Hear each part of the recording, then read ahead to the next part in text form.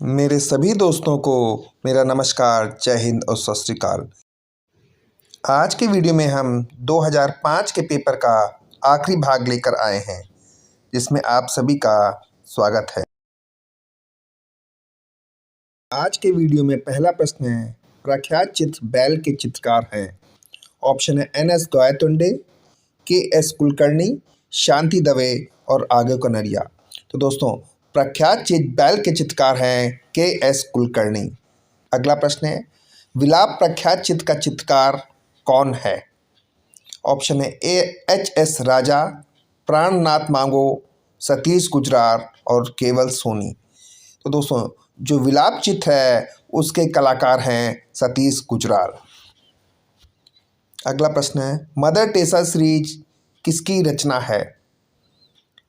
Option है Ganesh pine, MF Hussain, विकास भट्टाचार्य और PT Reddy. तो जो मदर टेरेसा सीरीज है वो MF हुसैन की रचना है।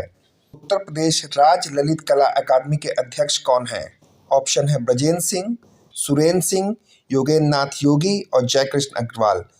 तो दोस्तों, इनमें से ब्रजेंद्र सिंह उत्तर प्रदेश राज्य ललित कला अकादमी के अध्यक्ष हैं। MF हुसैन का जन्म कहाँ हुआ था? तो दोस्तों, MF हुसैन का जन्म जो है वो शोलापुर में हुआ था। कहाँ हुआ था? शोलापुर में। प्रोफेसर KS कुलकर्णी किस कला संस्थान से जुड़े हैं?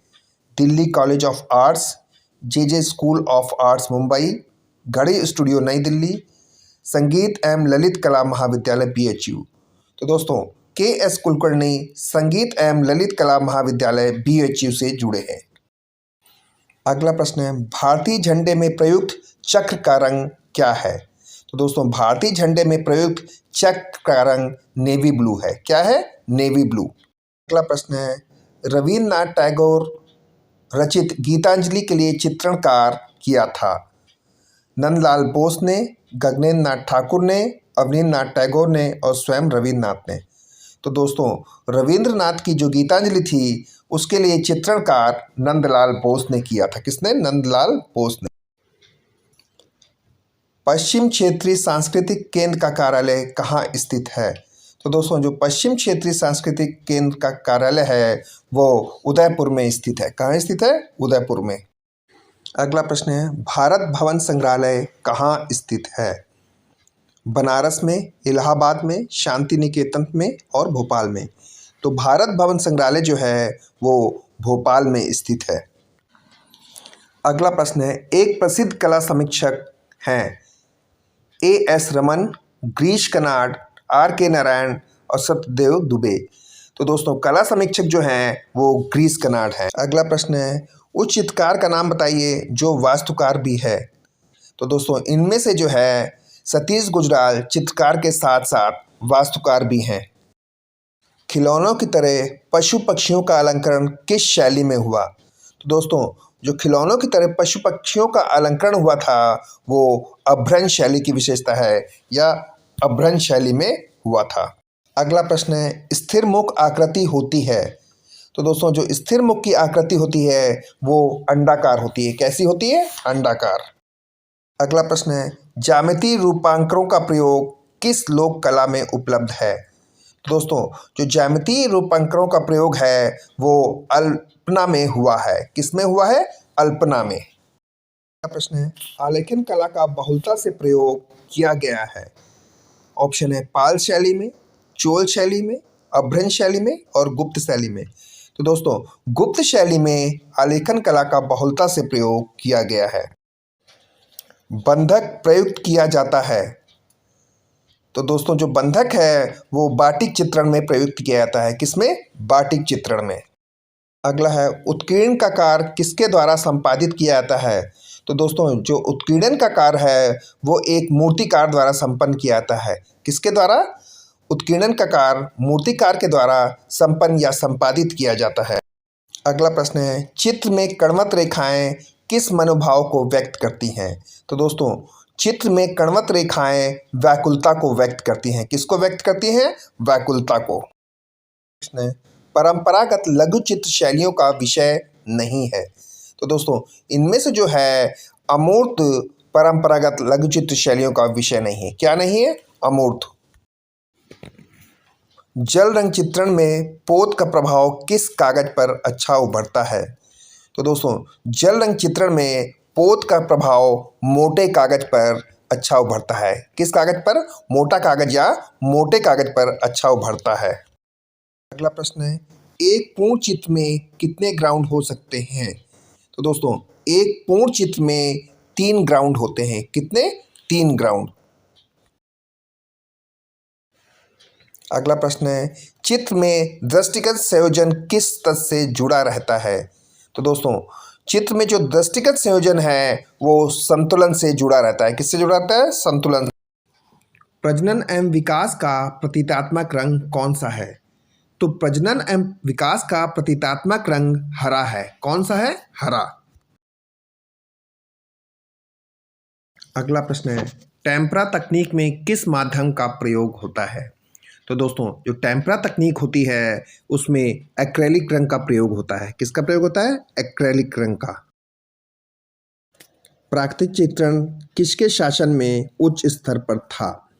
तो दोस्तों, इनमें से प्राकृतिक चित्रण जो है वो जहांगीर के समय उच्च स्तर पे था। किसके समय? जहांगीर के समय प्राकृतिक चित्रण उच्च स्तर पे था। अगला प्रश्न है, सादृश्य का अर्थ। तो दोस्तों, इनमें से सादृश्य का अर्थ होता है आकृति में समानता। क्या अर्थ होता है? आकृति में समानता। भारतीय षड्यंत्र के सूत्रधार कौन है?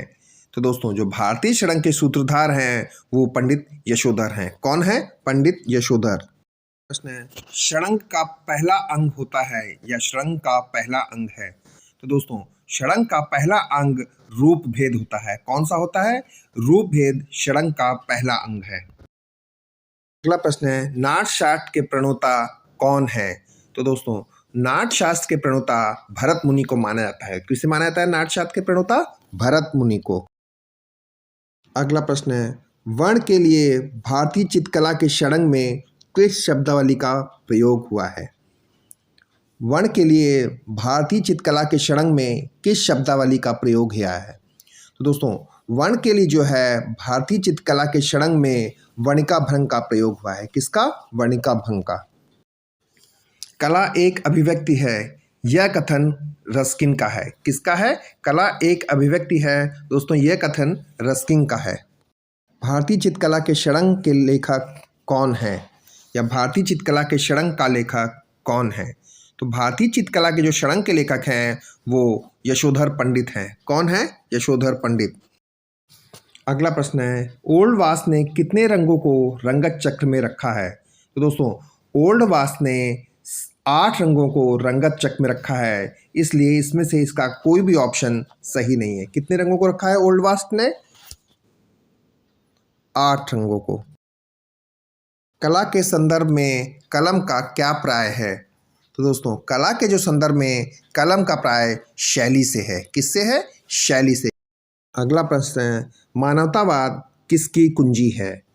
तो दोस्तों, जो मानवतावाद है वो पुनरुत्थानवाद की कुंजी है। किसकी कुंजी है मानवतावाद? पुनरुत्थानवाद की। अगला प्रश्न है, भारतीय चित्रकला के षड्यंत्र में अनुपात को किस शब्द से परिभाषित किया गया है? तो दोस्तों, भारतीय चित्रकला के षड्यंत्र में अनुपात को प्रमाण से परिभाषित किया गया है। किससे परिभाषित किया गया है? प्रमाण से। अगला प्रश्न है, चित्र में वर्णमाला के अक्षरों का प्रयोग कौन सा चित्रकार करता था? चित्र में वर्णमाला के अक्षरों का प्रयोग कौन सा चित्रकार करता था? तो दोस्तों, गुलाम मोहम्मद शेख जो है वो चित्र में वर्णमाला के अक्षरों का प्रयोग करते थे। कौन? गुलाम मोहम्मद शेख। अगला प्रश्न है, सोवियत संघ के उस कलाकार का नाम बताइए जो भारत के कला सौंदर्य से प्रभावित होकर भारत में ही बस गया था। तो दोस्तों, निकोलस रोरिक जो हैं सोवियत संघ के कलाकार थे और भारत के कला सौंदर्य से प्रभावित होकर भारत में ही बस गए थे। कौन? Nicholas Roerich. अगला प्रश्न है, इटालियन फ्रेस्को पेंटिंग की तकनीक किसके समान है? तो दोस्तों, इटालियन फ्रेस्को पेंटिंग की तकनीक जो है वो जयपुरी फ्रेस्को के समान है। किसके फ्रेस्को के? जयपुरी फ्रेस्को के। यूरोपियन शैली से प्रभावित परंतु भारतीय विषय को चित्राधार मानकर कार्य किया। तो दोस्तों, राजा रवि वर्मा ने यूरोपीय शैली से प्रभावित थे परंतु भारतीय विषय को चित्राधार मानकर कार्य किया। किसने? राजा रवि वर्मा ने। मीनिंग ऑफ आर्ट पुस्तक के लेखक कौन है? तो दोस्तों मीनिंग ऑफ आर्ट पुस्तक के लेखक हर्बर्ट रीड हैं। कौन है मीनिंग ऑफ आर्ट के लेखक? Herbert read. अगला प्रश्न है, पाब्लो पिकासो किस वाद से संबंधित हैं? तो दोस्तों पाब्लो पिकासो का संबंध घनवाद से है। किससे है? घनवाद से। मोजाइक कला संबंधित है। तो दोस्तों इसमें जो मोजाइक कला का संबंध है वो बजेंटाइन कला से है। किससे है? बजेंटाइन कला से। किसका? मोजाइक कला का संबंध। प्रश्न है, अरस्तु के अनुसार कला क्या है? तो दोस्तों अरस्तु के अनुसार जो है कला एक अनुकृति है। क्या है? कला एक अनुकृति है। दोस्तों आज के वीडियो में इतना ही। अगले वीडियो में हम 2009 का प्रश्न पत्र लेकर आएंगे।